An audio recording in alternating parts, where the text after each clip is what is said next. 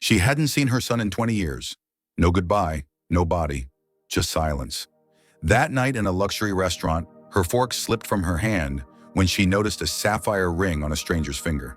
The same ring she had given her son before he vanished forever. Her heart told her to call the police. Her instincts told her to look closer. The man wearing it didn't look rich. He looked tired, and the little girl sitting across from him had her son's eyes. In that moment, Margaret realized the truth might destroy everything she believed about her past. Would you dare to hear it?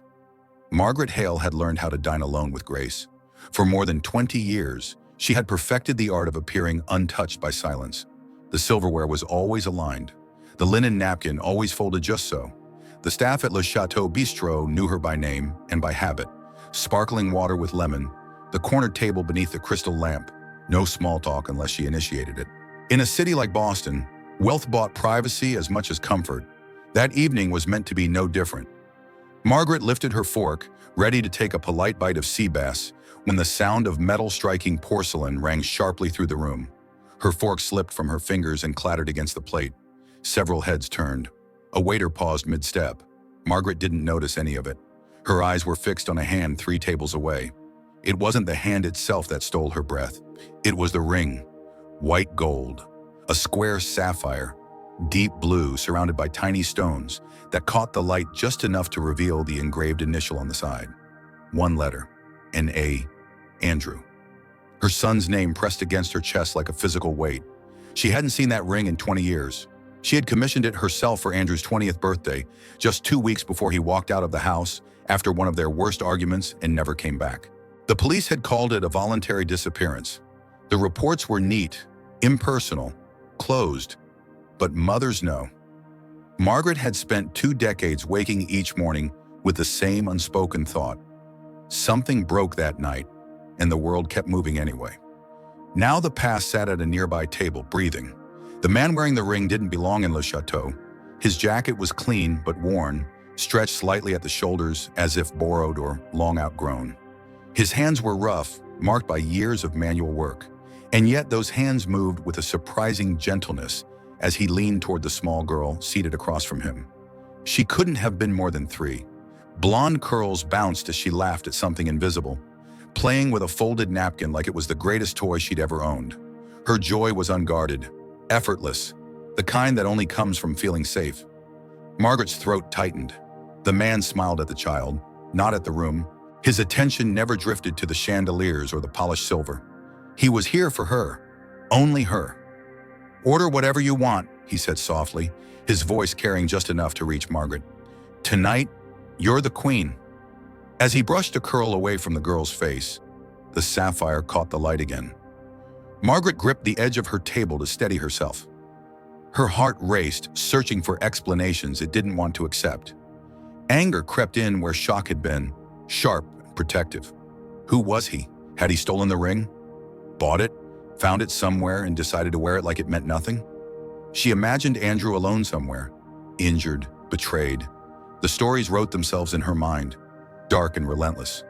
Across the room, the man, Daniel, she later learned, glanced at the children's menu, his brow tightening as he scanned prices. He exhaled quietly, the sound of someone calculating sacrifices. Margaret noticed everything. The way he turned the ring with his thumb while thinking. Her breath hitched. Andrew had done that. Always. When he was nervous, when he didn't know how to say what he felt, his thumb would circle the ring she had given him, grounding himself without realizing it. The coincidence was impossible. Margaret's grief sharpened into resolve. She didn't signal the manager. She didn't call security. She needed to look this man in the eyes before accusing him of anything. Needed to see if guilt lived there. She rose from her chair. Arthritis usually made standing a slow, careful process. That night, her legs held her with unfamiliar strength. She walked between tables with measured steps, silk whispering against the floor. Every instinct focused forward. Up close, Daniel looked even more out of place, and yet strangely solid. His collar was frayed but clean. When the child dropped crumbs, he wiped the table patiently, without irritation. There was tenderness in him, and it unsettled Margaret. Criminals didn't look at their children like that. Still, the ring gleamed unmistakably. The initial was there, Andrew's initial. Daniel sensed her before she spoke. He straightened slightly, his body shifting almost imperceptibly toward the child, his ringed hands settling on the table near her glass as if shielding it. He looked up. Margaret met his gaze and felt something unexpected. Weariness. Not fear, not defiance, just the exhaustion of someone who had carried too much for too long. The little girl tilted her head, studying Margaret with open curiosity. "Daddy," she whispered, "is she a grandma?" Margaret didn't answer. Her eyes stayed on the ring. "Excuse me," she said at last, her voice calm, practiced, the voice of a woman used to being obeyed. "I'm sorry to interrupt your dinner, but I need to ask you something. And I need you to be honest, for her sake." Daniel stiffened. "I don't want any trouble, ma'am. I'm just having dinner with my daughter." Margaret leaned in slightly, lowering her voice. "The ring you're wearing, the sapphire with the letter A, it doesn't belong to you, does it?" The question landed like a blow. Daniel glanced at his hand, then back at her. He didn't deny it. He didn't argue. "No," he said quietly. "It's not mine." Margaret's breath caught. "I've kept it for 20 years, he continued, his voice rough but steady, waiting for its owner to come back for it. The room seemed to tilt. 20 years he hadn't sold it, hadn't hidden it. He had waited. Margaret's knees weakened, the strength draining from them all at once. Without asking permission, without caring about decorum, she lowered herself into the empty chair beside the child. The girl immediately pushed a piece of bread toward her, small fingers offering comfort without understanding why. Daniel signaled the waiter for water, his eyes never leaving Margaret's face. "Are you all right?" She nodded, though tears blurred her vision. "My son disappeared 20 years ago," she said, her voice barely holding. "His name was Andrew. He wore that ring." Daniel's gaze softened with recognition and sorrow. "I didn't know his name then," he said. "To me, he was just the man from the bridge." Margaret's heart pounded. The bridge. Daniel began to speak of a stormy night, of rain and a car skidding toward the river, of a rescue no one else saw. Margaret listened, her chest aching as images formed, her son alone in the dark, hurt, calling out. When Daniel mentioned the ring being pressed into his hand with a plea to return it to Andrew's mother, Margaret broke. Tears spilled freely now, unrestrained. Everything she thought she knew was unraveling. And as Daniel spoke, one terrible, fragile question formed in her mind, hovering between hope and dread. If this man was telling the truth, then Andrew hadn't vanished by choice. He had been lost. And if that was true, then everything she believed about the past, about guilt, blame, and forgiveness, was about to change. Was she ready to hear the rest, yes or no? Margaret felt as though the restaurant had faded into a distant blur, reduced to the quiet hum of voices and clinking glasses she could barely hear. Daniel's words anchored her to the table, each sentence pulling her deeper into a past she had replayed in her mind 1,000 different ways, never imagining this version. "The storm was bad," Daniel said, lowering his voice instinctively, aware of the little girl beside him. Lily was drawing circles on a napkin now, humming softly, unaware that the adult's world was cracking open. "November 20 years ago, I was delivering packages at night back then, crossing the old Charles River Bridge when I saw the car slide. It went straight through the barrier." Margaret pressed her fingers to her lips. She remembered that storm. She had stood at the window of her house, furious and afraid, waiting for Andrew to come back so they could finish their argument. She had told herself he'd cool off and return. She had gone to bed convinced she was right. "I didn't think," Daniel continued. "I just went down the embankment and jumped in. The water was freezing. The car was already sinking." Her breath came shallow. She could see it now. Andrew trapped in the dark, rain pounding above him, thinking of the words they'd thrown at each other like knives. "He was alive," Daniel said. "Barely, confused, hit his head hard. I pulled him out and dragged him to shore. He kept shaking, kept staring at his hand. That ring. He grabbed my wrist and said, 'Don't let them take it, it's my mother's. If anything happens to me, it has to go back to her.'" Margaret's shoulders began to tremble. She had never imagined her son thinking of her in his last clear moment. Never imagined forgiveness living there instead of anger. "I took him to the general hospital," Daniel said. "No ID. His wallet was gone, probably lost in the river. They registered him as John Doe." Margaret shook her head slowly. "I searched every hospital," she whispered. "Everyone." Daniel nodded, shame flickering across his face. "The system was overwhelmed. He was in a coma for 3 weeks. I visited every day after work, hoping he'd wake up and tell me who he was so I could find you. But when he did wake up, He paused, swallowing hard. He didn't remember anything. Not his name. Not his life. The words landed heavier than any accusation could have. Amnesia. Severe, the doctors had said. Margaret heard it as if through water. Her son hadn't left her. He hadn't chosen silence. He had been alive, lost inside his own mind, trapped in a world without a past. They transferred him to a state care facility, Daniel went on. Long term. I tried to explain about the ring, about you. The police laughed, said I probably stole it. One officer threatened to arrest me if I didn't hand it over. Margaret looked at the ring again, the familiar sapphire now marked with tiny scratches, signs of a life it was never meant to endure. So you kept it, she said. It was the only thing connecting him to who he'd been, Daniel replied. I promised I'd protect it until he remembered. Her voice shook. Did he ever? Daniel's eyes drifted to Lily, then back to Margaret. Not fully. He had moments, flashes. He liked music, architecture magazines. He'd stare at buildings like he was trying to remember a dream. I called him Ethan. I didn't want him to feel like nobody. Margaret closed her eyes. Andrew had loved architecture as a boy, sketched buildings on every scrap of paper he could find. She had wanted him to join the family firm instead. How long did you take care of him? She asked. Daniel's answer was quiet. 20 years. He became my family. The truth hit her with devastating clarity. While she lived in a mansion filled with echoes, her son had lived simply, carried by the kindness of a stranger who owed him nothing. What happened to him? Margaret asked, though part of her already feared the answer. Daniel's jaw tightened.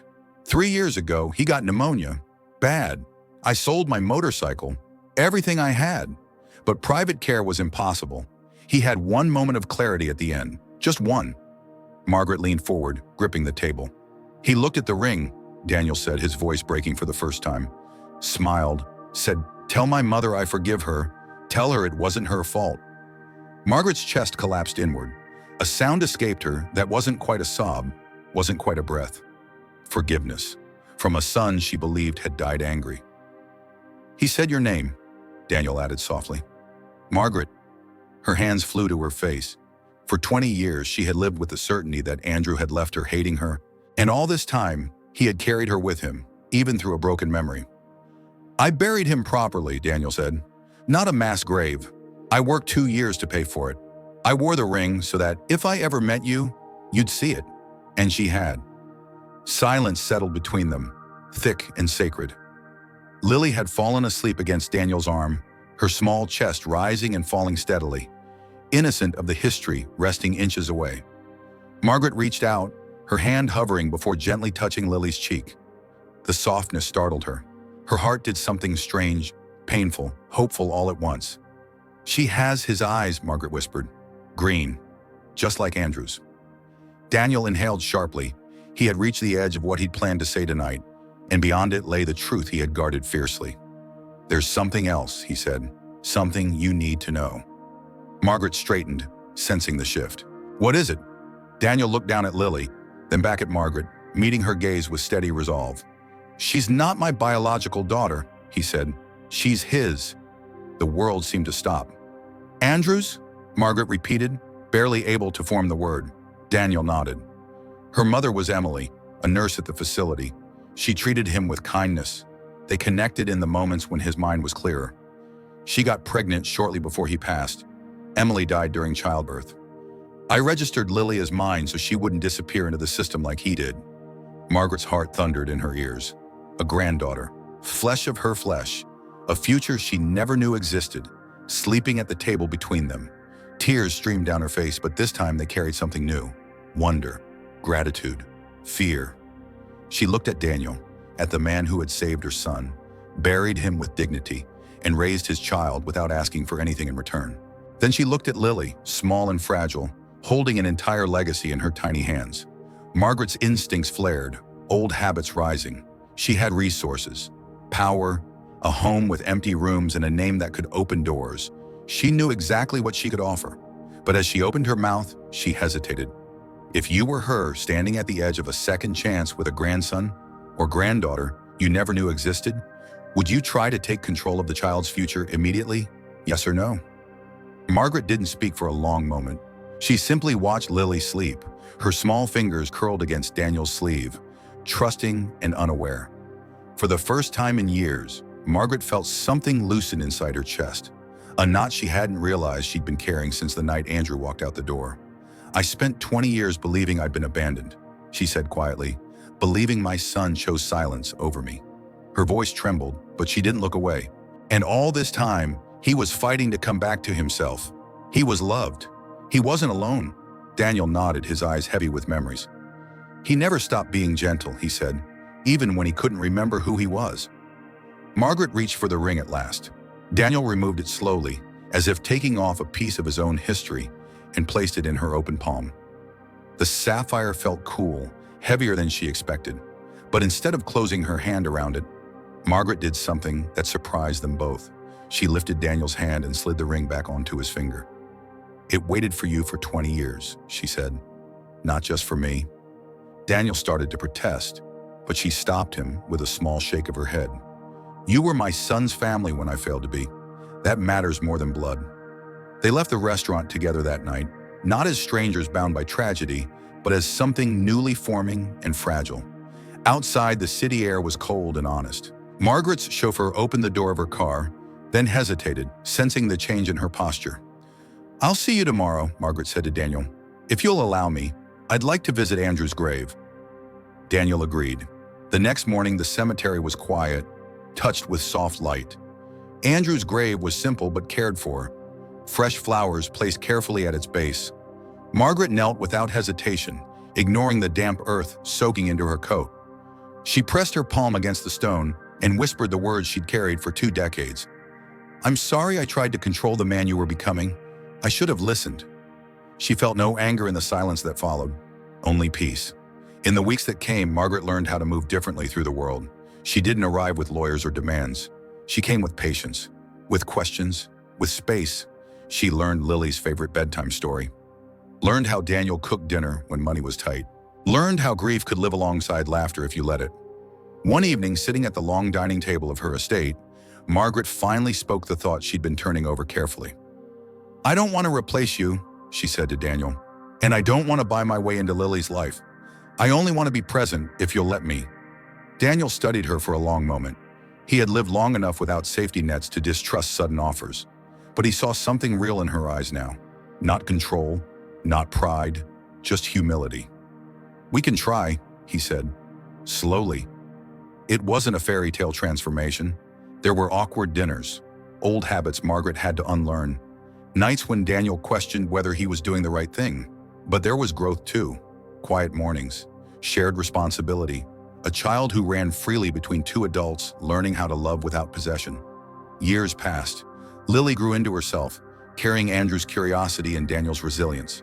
Margaret grew softer, wiser, learning that legacy wasn't about preservation, but about presence. The estate filled with noise and warmth. Not perfection, life. On Lily's wedding day, the garden bloomed with white roses. Daniel walked her down the aisle. The sapphire ring no longer sat on his hand.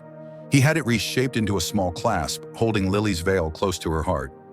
Margaret watched from the front row, tears slipping freely now, not from loss but from gratitude. She had lost a son, yes, but she had found something else. A family rebuilt not by entitlement, but by grace. Sometimes life doesn't give us back what we lost in the way we expect. Sometimes it asks us to grow first, to let go of who we were before we can receive what's waiting. If you were in Margaret's place, would you have been able to change the way she did? Would you have chosen humility over control, forgiveness over certainty? I'd love to know how this story made you feel. If it moved you, share your thoughts in the comments below and tell me where you're watching from. If this story stayed with you, please like the video, subscribe to the channel, and share it with someone who might need it. Sometimes a story finds us exactly when we're ready to hear it.